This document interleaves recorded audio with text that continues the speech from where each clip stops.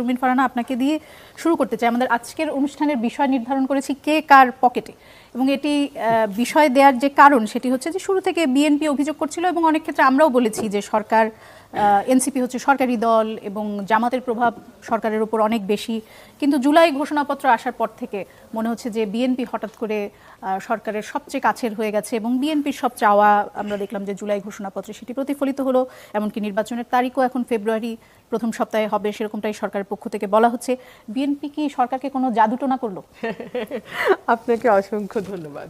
দেখুন, আমরা 1 বছর এই সরকারটি ক্ষমতায়, এই 1 বছরের ঘটনা পরম্পরা যদি আপনি লক্ষ্য করেন, আপনি দেখবেন শুরু থেকেই ডক্টর মোহাম্মদ ইউনূসের সঙ্গে এবং তার উপদেষ্টা পরিষদের সঙ্গে ছাত্রদের, বিশেষ করে যারা এনসিপি সদস্য, তাদের একটা ঘনিষ্ঠ সম্পর্ক ছিল। কীরকম? ধরুন, ডক্টর মোহাম্মদ ইউনূস মাহফুজ, যিনি ছাত্র প্রতিনিধি হিসেবে ক্যাবিনেটে আছেন, তাকে বিদেশের মাটিতে পরিচয় করে দিচ্ছেন মেটিকুলাসলি প্ল্যান্ড, ডিজাইনড একটা মুভমেন্টের brain behind the movement. So খুবই একটা সম্মানজনক পরিচয় যদি আপনি দেখেন, যে brain behind the movement. So মাহফুজকে সেভাবে পরিচয় করানো হলো। যখন নাহিদ ক্যাবিনেট থেকে বিদায় নিলেন, আমরা দেখলাম যে প্রধান উপদেষ্টা প্রেস সচিব ওনাকে দরজা পর্যন্ত এগিয়ে দিয়ে বললেন, আপনি ভবিষ্যতের প্রধানমন্ত্রী হিসেবে আপনাকে আমরা চাই। আবার সার্জিস প্রধান উপদেষ্টা সম্পর্কে বললেন, একটা নির্বাচিত সরকারের প্রধানমন্ত্রী হিসেবে প্রধান উপদেষ্টাকে দেখা তার অনেক দিনের স্বপ্ন। আবার আমরা দেখলাম যে ছাত্ররা সমন্বয়ক পরিচয় দিয়ে বিভিন্ন জায়গায় চাঁদাবাজি করছে, মববাজি করছে, বিভিন্নভাবে তারা দুর্নীতির সঙ্গে যুক্ত হচ্ছে, কাকে কোথায় বসাবে, কোন পদে নেবে সেইটার তদারকি করছে। মন্ত্রণালয়গুলোতে বা সচিবালয়গুলোতে বিশেষ করে আপনি যদি যান, আপনি দেখবেন যে সমন্বয়ক পরিচয়ে ইয়াং ছেলেদের ওখানে গিজগিজ করছে। এবং ডক্টর মোহাম্মদ ইউনূস খুব আশ্চর্যজনকভাবে এই অভ্যুত্থানের পর একটিবারও বললেন না যে তোমরা তোমাদের পড়ার টেবিলে আরেকবার বসো, ফিরে যাও। পড়ার টেবিলে ফিরে যাওয়া মানে রাজনীতি থেকে মুখ ফিরিয়ে নেওয়া তা কিন্তু নয়।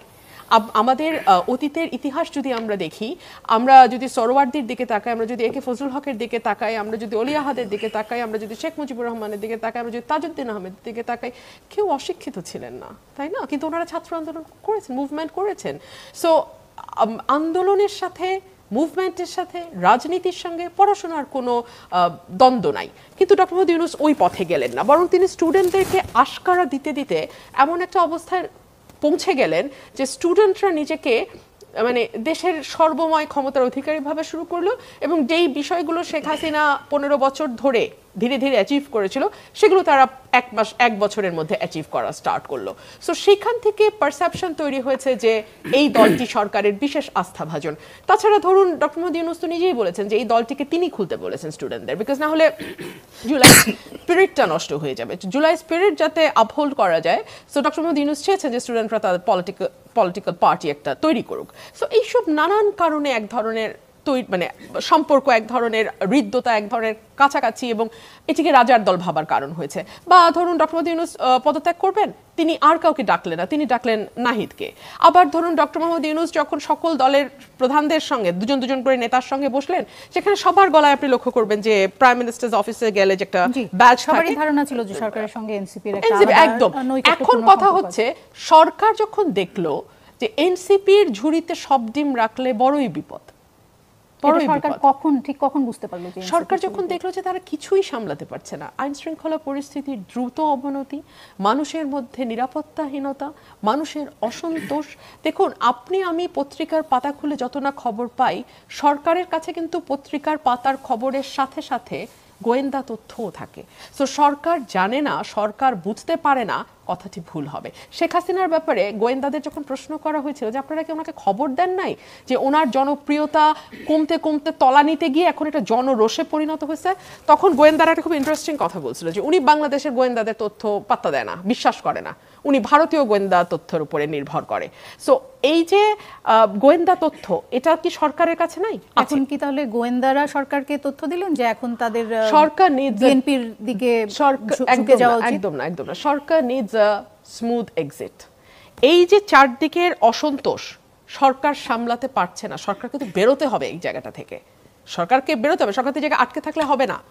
একটা নির্বাচন দেওয়ার পরে যখন একটি নির্বাচিত সরকার আসবে, তখন সেই সরকারের সঙ্গে দলগুলোর সঙ্গে, অন্যান্য পলিটিক্যাল পার্টিসগুলোর সঙ্গে যদি সরকারের এখন যারা আছেন তাদের একটা মোটা দাগের প্রফেশনাল রিলেশনশিপও না থাকে, একটা বিটার রিলেশনশিপ থাকে, সরকারের পক্ষে সুইচ করা, মানে যারা সরকার বলতে তো আমি বলছি যে উপদেষ্টা পরিষদে যারা আছেন তাদের পক্ষে থাকাটা ডিফিকাল্ট হবে। সো এই সকল কিছু ভেবে সরকার যদি মনে করে যে না, কেবলমাত্র সব ডিম এক ঝুড়িতে না রেখে আমরা অন্যান্য দলের সাথে সম্পর্ক উন্নয়নের চেষ্টা করি, আমি মনে করি যে এটা তো স্ট্র্যাটেজিক্যালি সরকার বলছেন যে সব ডিম বিএনপির ঝুড়িতে রাখছে সরকার। না, একদম আমি সেটা বলছি না, একদম আমি সেটা বলছি না। বিএনপি বাংলাদেশের সবচেয়ে বড় পলিটিক্যাল পার্টি। আমরা চাই বা না চাই, নির্বাচন একটা হলে বিএনপি ক্ষমতায় যাবে, একদম মানে এটা বলেই ফেলা যে যত জরিপে যাই আসুক না কেন বিএনপি ক্ষমতায় যাবে। সো সেইখান থেকে যদি ডক্টর মোহাম্মদ ইউনূস মনে করেন এবং তার উপদেষ্টা পরিষদও যদি মনে করে যে বিএনপির সঙ্গে একটা ওয়ার্কিং রিলেশনশিপ তৈরি করাটা তাদের যে সকলের জন্য, দুই তরফের জন্যই আমি বলবো এটা একটা মানে শুভ বার্তা, তাহলে ওয়াই নট। আর বিএনপি বা অন্য কোনো পলিটিক্যাল পার্টিকে তো এই সরকারের শত্রু বানানোর কোনো কারণ নাই। কারণ আপনি দেখুন, এই সরকারটি তো কোনো পলিটিক্যাল পার্টি না, মানে পলিটিক্যাল পার্টি ব্যাকড গভর্নমেন্ট না, তাই না? সো এই সরকার আশা করছি ভবিষ্যতের যে নির্বাচন হবে সেখানেও তারা পার্টিসিপেট করবে না। সো এই সরকারের কোনো পলিটিক্যাল অ্যাম্বিশন থাকবে সেটাও আমরা মনে করি না। সেই সকল দিক আপনি বিবেচনায় নিলে বিএনপি কেন, সকল দলের সঙ্গে, জামাতের সঙ্গে, এনসিপির সঙ্গে, বাম দলগুলোর সঙ্গে, সবার সঙ্গে একটা ওয়ার্কিং রিলেশনশিপ থাকাটা সকলের দেশের জন্য মঙ্গল। আমার মনে হয় আপনার বক্তব্য পরিষ্কার। একটা বিষয়ে রুমিন ফারহানা আপনার সাথে অনেকবার কথা হয়েছে, সেটি হচ্ছে যে চাঁদাবাজির খবরগুলো যখন আসে আপনাকে বারবারই আমি জিজ্ঞেস করি এবং বারবারই আপনার কাছ থেকে, আমাকে কেন জানি এটা সবাই জিজ্ঞেস করে, এবং বারবারই আপনার কাছ থেকে যে উত্তরটা পাই সেটা হচ্ছে যে সরকার যেহেতু পুলিশ সরকারের অধীনে, তাই সরকারের দায়িত্ব তাদেরকে গ্রেফতার করা, সরকার তাদেরকে গ্রেফতার না করলে আসলে বিএনপি কি করবে, বিএনপি তো বহিষ্কার করছে। জামালপুরের মাদারগঞ্জে আপনি নিশ্চয়ই জানেন উপজেলা পৌর বিএনপি সাধারণ সম্পাদক খালেদ মাসুদ তালুকদার সুহেল, তার একটি কথোপকথনের অডিও প্রকাশ হয়েছে সম্প্রতি, যেখানে তিনি বলেছেন যে আমি পৌর বিএনপি সম্পাদক, ডিআইজির বনিতে আমি খাবো না তো কেরা খাবো। তিনি এটাও বলেছেন যে ময়মনসিংহের মুক্তাগাছার ওসি তাকে 2 লাখ টাকা দিয়েছেন এবং বলেছেন যে তাকে যেন দেখে রাখে। তিনি খুব ভালো মতো দেখে এবং তিনি বলেছেন যে আমাগো এখন সিজন চলতেছে, কার কতখানি খ্যাম আছে, খ্যাম থাকলে বহিষ্কার করো। পুলিশ যখন বিএনপির নেতাকে 2 লাখ টাকা দিয়ে বলেন যে তাদেরকে দেখে রাখার জন্য, তখন এই যে আপনার বক্তব্য যে পুলিশ আসলে সরকারের অধীনে এবং সরকার কেন অ্যারেস্ট করাচ্ছে না, সেই বক্তব্য সরকার, আচ্ছা এই যে রিপোর্টটা আসলো প্রথম আলোতে, গতকালকে এসেছে রিপোর্টটা প্রথম আলোতে, সরকার কি পুলিশ কর্মকর্তাকে বরখাস্ত করেছে? করা দরকার ছিল না? আপনি বলেন। সেটা কি এই কারণে করতে পারেনি যে উনি প্রোটেকশন দিচ্ছে? ওনাকে তো দল বহিষ্কার করবে, ধরে নেওয়া যায় দল বহিষ্কার করবে, আর ওনার প্রোটেকশনে যিনি পুলিশ কর্মকর্তা 2 লাখ টাকা ওনাকে দিলেন, উনি কি এখনো বহিষ্কার হয়েছেন? যদি না হয়ে থাকে ওনার বার্ডেন দল বিয়ার করবে। আমি জানি না উনি বহিষ্কার হয়েছে কিনা, ওনার বার্ডেন দল বিয়ার করবে, let the party bear the rubbish. কিন্তু এই সরকারের তো দায়িত্ব ছিল না যে তার একজন কর্মচারী 2 লাখ টাকা দিয়ে আশ্রয় নিচ্ছে, অন্তত তদন্ত করা, প্রথমে বরখাস্তের দরকার নাই, মানে ডিপার্টমেন্টাল প্রসিডিংস শুরু করা, সেটা কি হয়েছে? আমি যদি পাল্টা প্রশ্ন করি, 1 2 হলো বিএনপি 4000-এর উপর বহিষ্কার করেছে, সেটা কেন কাজ করছে না সেটাও বিএনপিকে খতিয়ে দেখতে হবে। এবং এই কাজ না করবার জন্য দেশব্যাপী বিএনপির যে ইমেজের সংকট তৈরি হচ্ছে, এবং আপনারা যে আমাদেরকে পেলেই এই চাঁদাবাজির প্রশ্ন করছেন, একটা টাকাও এদিক সেদিক না করে আমাকে এর জবাব দিতে হচ্ছে, এটা আমার জন্য খুব সুখকর অভিজ্ঞতা না ভাই। এমন যদি হতো যে আমি বালু মহল দখল করছি, পাথর দখল করছি, মাটি কাটার মধ্যে যুক্ত হয়েছি, চাঁদাবাজি করছি, তাহলে আপনার কথা জবাব দিতে আমার কোনো সমস্যা ছিল না। কিন্তু ভাই আমি কিছুই করলাম না, আপনি আমার জবাব দিতে হচ্ছে। আমি আপনাকে আরেকটা প্রশ্ন করি, আমার দল বলে না, বিএনপি, এনসিপি, জামাত সবাই মিলে যে মাটি আর বালুর ব্যবসা করতেছে ঐক্যমতের ভিত্তিতে, সরকার কি করে? এই সরকার তো বিএনপির সরকার না, এই সরকার আওয়ামী লীগের সরকার না, জামাতের সরকার না, জাতীয় পার্টির সরকার না, এই সরকার তো একটা মানে কি বলবো, একটা মানে নন পলিটিক্যাল গভর্নমেন্ট।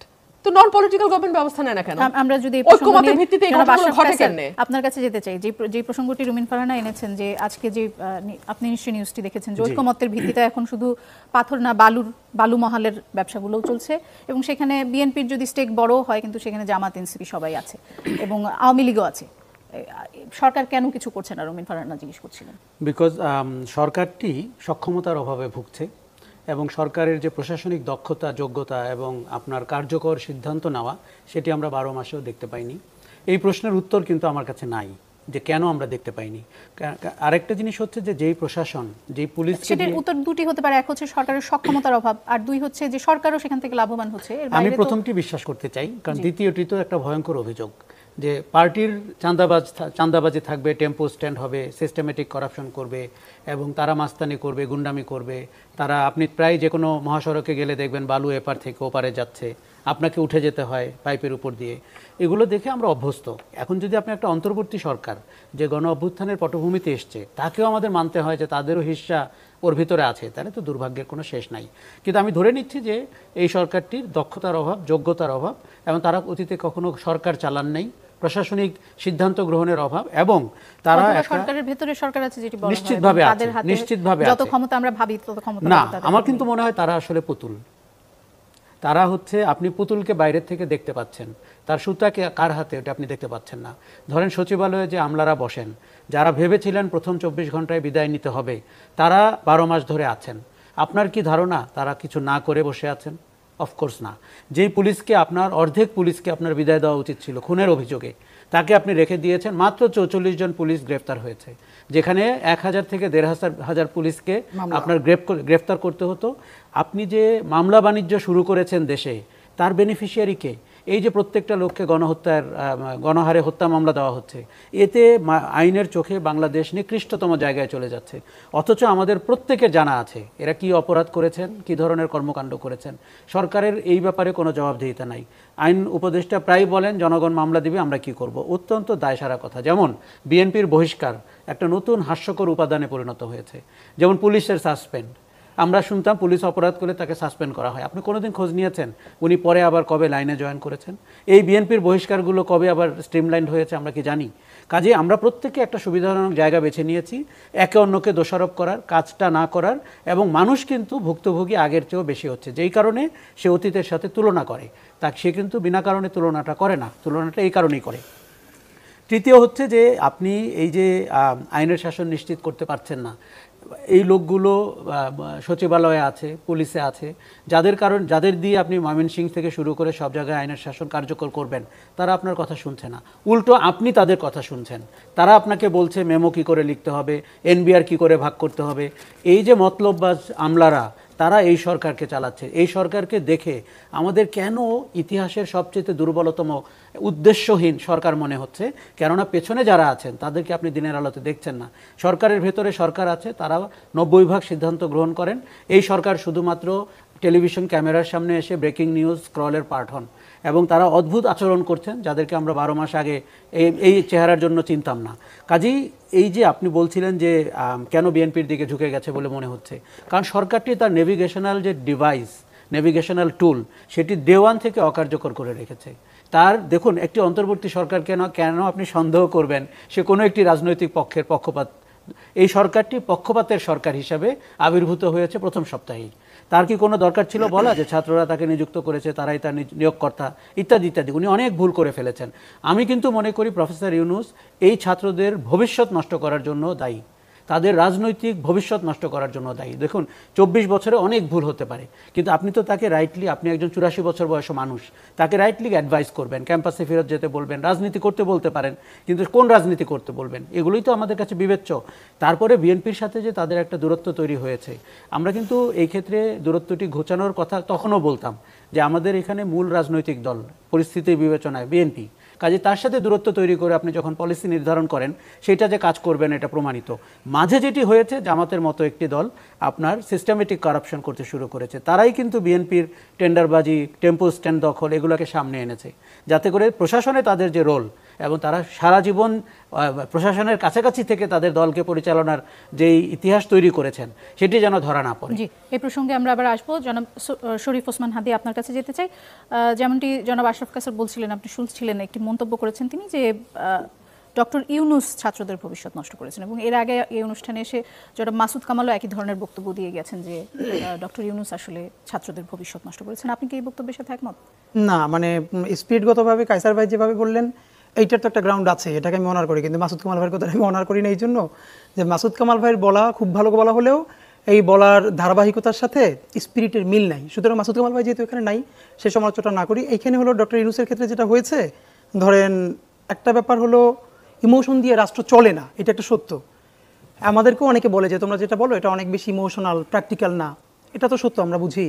কিন্তু দেখেন বাস্তবতা হলো 24-এর মতো ঐতিহাসিক গণ অভ্যুত্থান আপনার কি কোনোভাবে মনে হয় কোনো পলিটিক্যাল সায়েন্টিস্ট কোনো ম্যাথ কোষে এরকম একটা গণ অভ্যুত্থান হতে পারে এটা কাছাকাছি সময় বলেছে? না, 24-এর নির্বাচনের পরে সবাই চক্ষু বন্ধ করেছে, সুতরাং আরো 5 বছর অপেক্ষা করে এর মধ্যে আর কিছু হবে না।